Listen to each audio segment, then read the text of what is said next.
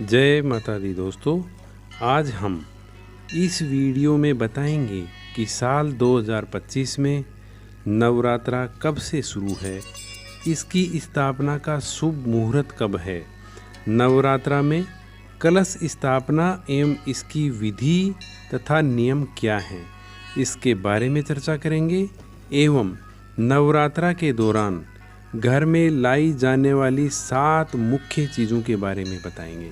दोस्तों, इस साल चैत्र नवरात्रा प्रारंभ 30 मार्च 2025 रविवार से शुरू होकर 6 अप्रैल 2025 रविवार तक रहेगी। कलश स्थापना के लिए 2 मुहूर्त सुनिश्चित किए गए हैं।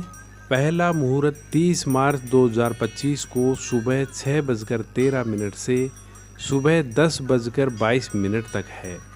दूसरा मुहूर्त अभिजीत मुहूर्त इसे कहते हैं, जो कि दोपहर 12:01 से 12:50 तक है।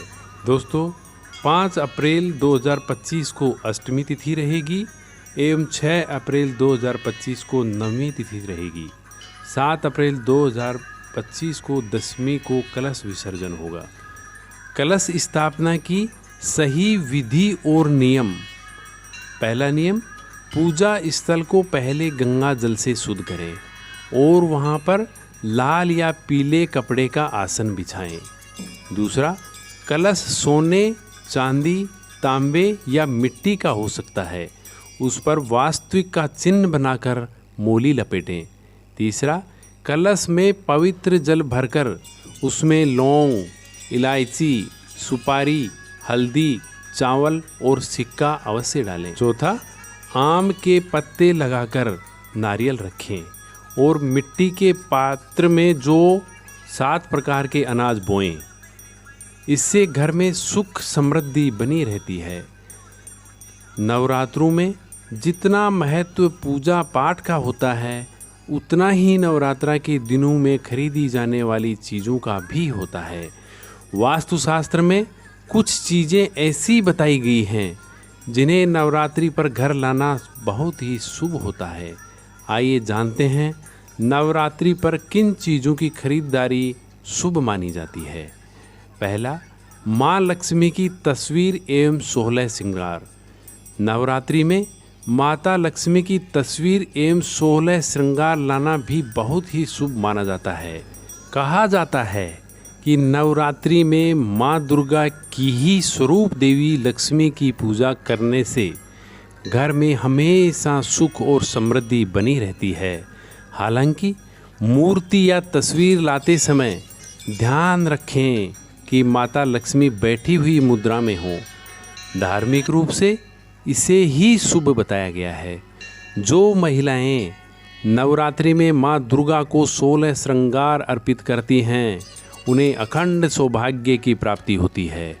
ऐसे में आपको नवरात्रि में जरूर माता रानी के लिए श्रृंगार का सामान लाना चाहिए एवं विराजमान माता रानी की मूर्ति या तस्वीर का श्रृंगार भी कर सकते हैं। नवरात्रि में इसका बहुत महत्व बताया गया है। दूसरा, कलश। कलश स्थापना नवरात्रि की पूजा का एक महत्वपूर्ण हिस्सा होता है। शास्त्रों में किसी भी शुभ कार्य से पहले कलश स्थापना की जाती है। मान्यता है कि नवरात्रि के शुभ दिनों में कलश खरीदना बेहद शुभ माना जाता है। यह कलश मिट्टी, चांदी, सोना, पीतल या तांबे का हो सकता है। तीसरा, ध्वजा। शास्त्रों के अनुसार नवरात्रि पर लाल रंग की ध्वजा खरीदकर मंदिर में रखना अति शुभ होता है। नवमी के दिन इसे किसी देवी के मंदिर में अर्पित करने से मनोकामनाएं पूरी होती हैं। ध्वजा प्रगति का प्रतीक होती है, इसलिए नवरात्रि में खरीदी गई ध्वजा आपके लिए सौभाग्य मानी जाती है। नंबर 4, लाल कलावा या मोली। कलावा, जिसे मोली या रक्षा सूत्र भी कहते हैं, मान्यता है कि मोली में ब्रह्मा, विष्णु, महेश तीनों देवताओं का आशीर्वाद होता है। वास्तुशास्त्र के अनुसार नवरात्रि के दौरान घर में लाल कलावा या मोली लाना भी अति शुभ माना जाता है। इससे आर्थिक संकट दूर होता है। नंबर 5, कमल का पुष्प। माँ लक्ष्मी जी को कमल बेहद प्रिय है, जिस कारण से वो सदा कमल पर विराजमान रहती है। मान्यता है कि नवरात्रि में कमल का फूल या कमल पर विराजमान माँ की प्रतिमा घर लानी चाहिए। इससे देवी लक्ष्मी अति प्रसन्न होती है। नंबर 6, मोर पंख। मोर पंख सकारात्मकता का प्रतीक माना जाता है। नवरात्रि के दौरान घर में मोर पंख लाना बहुत शुभ माना जाता है। वास्तुशास्त्र अनुसार अगर आप नवरात्रि के किसी भी दिन मोर पंख घर लाकर इसे घर के ईशान कोण में रखते हैं तो इससे आपके घर में पॉजिटिविटी एनर्जी बनी रहती है और जातक के जीवन, विद्या, धन की कमी नहीं रहती है। 7वां, शंख पुष्पी की जड़। शास्त्रों में शंख पुष्पी की जड़ का विशेष महत्व है। धार्मिक दृष्टि से शंख पुष्पी बहुत ही शुभ मानी जाती है। नवरात्रि के किसी भी दिन इसे घर लाकर एक छोटे से डिब्बे में रखकर तिजोरी में रखने से घर में धन की कमी नहीं होती।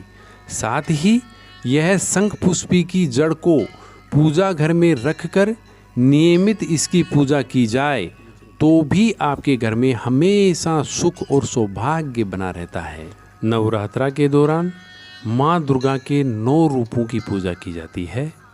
पहले दिन माँ शैलपुत्री, दूसरे दिन माँ ब्रह्मचारिणी, तीसरे दिन माँ चंद्रघंटा, चौथे दिन माँ कुष्मांडा, 5वें दिन माँ स्कंद माता, छठे दिन माँ कात्यायनी माँ, 7वें दिन माँ कालरात्रि, 8वें दिन माँ महागौरी और 9वें दिन माँ सिद्धिदात्री।